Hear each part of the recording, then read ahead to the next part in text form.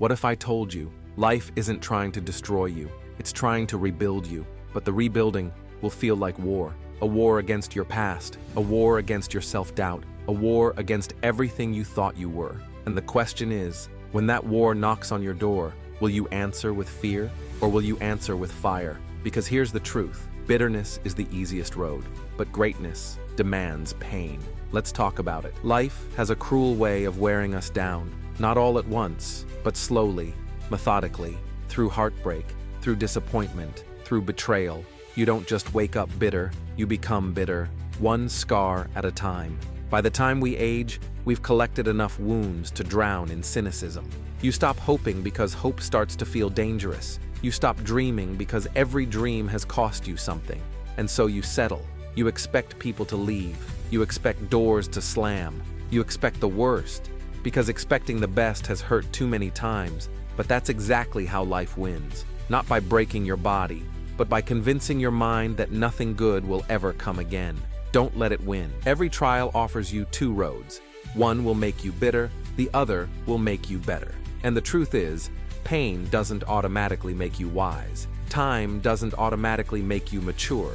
It's what you do with the wounds that defines who you become. You either let the fire consume you, or you rise from it, forged and fearless. We don't mature through comfort. We grow through the chaos. We become who we're meant to be, not when everything goes right, but when everything falls apart and we keep going anyway. Don't you dare give up on that dream. I don't care how far behind you feel. I don't care if the odds are stacked against you, if you've lost the support system, the time, the finances, the health, the confidence. You are still allowed to believe in what wakes you up at night, what keeps pulling at your soul. It might take you longer. It might break you down. It might make you feel like a fool in front of people who gave up years ago, but do it anyway. Because your dream was never meant to be convenient. It was meant to build you. The days that crush you are often the same days that create you. Every night you cried and still got up the next morning. That counted. Every moment you kept showing up, when everything in you said to run, that built something inside you.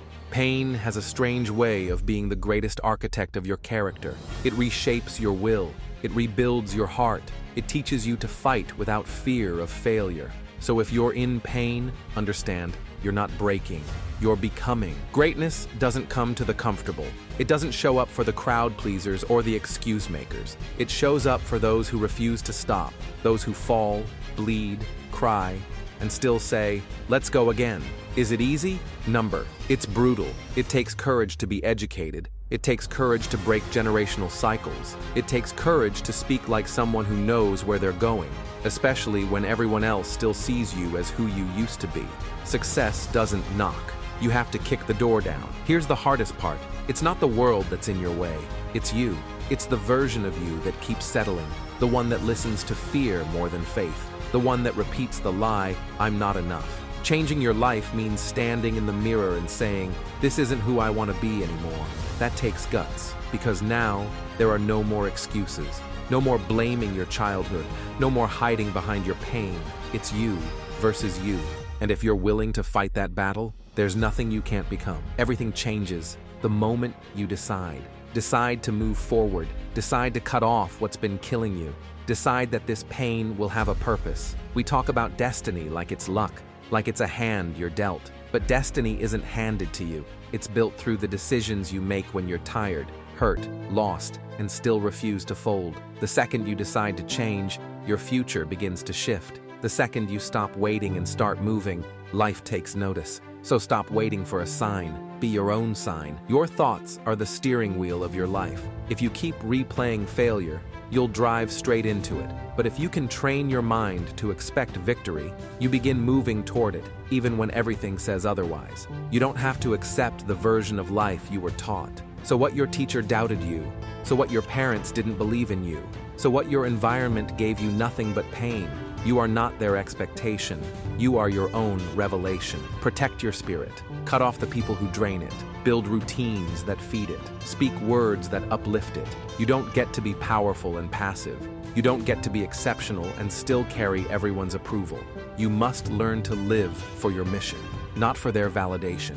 Your energy determines your outcomes. Negative minds build negative lives, but a mind full of resilience, that's unstoppable. Winning isn't luck. It's preparation. It's mindset. It's the quiet work when nobody is clapping for you. It's the lonely mornings, the silent sacrifices, the inner battles no one sees, where you choose discipline over comfort. Every great success story started with a decision to end the excuses. You want to be a winner? Start thinking like one. Start showing up like one. Because nobody is coming to hand it to you. It's you. Always has been. You don't have to live in their reality. You don't have to adopt their fear. This is your journey. You were never a victim. You were always the weapon. And your greatest power is that you haven't quit yet. So take that breath, stand tall, and grind like the future owes you everything. Because if you're willing to fight for it, there's not a force on earth that can take it from you. At some point, you'll feel like you've outgrown your life, but the life you're living refuses to let go. You'll feel stuck between who you were and who you're becoming. That moment, it's terrifying, but it's also sacred, because reinvention is the birthplace of evolution. You weren't meant to stay the same. You weren't meant to repeat the same cycle every year and call that living. You are allowed to rewrite your story. So if the people around you don't recognize you anymore, good. That means you're becoming someone new. You have to be willing to let go of the version of you that made sense to survive, but doesn't make sense for where you're going. Your next level won't come through validation, it comes through separation, and that's where most people stop. But you didn't come this far to stay small. You don't need to explain yourself to people who only understand your past. You don't need to justify your journey to those who aren't walking it. There's a kind of power that comes from silence, from moving in shadows, from letting your actions scream louder than your insecurities ever could. Silence allows you to rebuild in peace. Silence gives you time to gather strength. Silence teaches you how to protect your energy from those who never deserved access to it in the first place. Some of your greatest breakthroughs will come in seasons where nobody is clapping. Can you still keep going when no one sees you? Because real strength isn't loud. It's patient, it's disciplined, it's focused. Comfort is a killer. It doesn't look dangerous. It feels warm, familiar, safe. But that's the trap. Comfort convinces you that good enough is acceptable. Comfort tells you that your dreams are unreasonable. Comfort whispers that survival is better than significance. But you weren't made for average. You weren't designed for mediocrity. You are a force meant to shake the ground, not tiptoe through life hoping not to offend anyone. Get uncomfortable, get bold, get loud about the life you want, because no one is going to live it for you. Do you want to know what's wild? After everything, you're still here. After all the pain, after all the heartbreak, after every door that's slammed in your face, after every breakdown, after every sleepless night, every panic attack, every "I can't do this anymore," you're still here. There's something inside you that refuses to die. Something deeper than motivation, stronger than discipline. It's called purpose. And when you live from that place, nothing can break you. You might bend, you might cry, you might fall apart for a moment, but you will never stay down. You didn't make it this far to stop now, and you damn sure didn't survive all that just to live a life that doesn't set your soul on fire. Every excuse you've ever made, burn it. Burn the story that says you're not smart enough. Burn the narrative that says you're too late. Burn the lie that your background determines your future. Excuses are just fear in disguise. They sound logical, they sound responsible, they even sound mature, but they are the chains keeping you tied to a version of life that doesn't honor who you really are. If you want freedom, true freedom, you're going to have to walk away from your excuses like they never existed.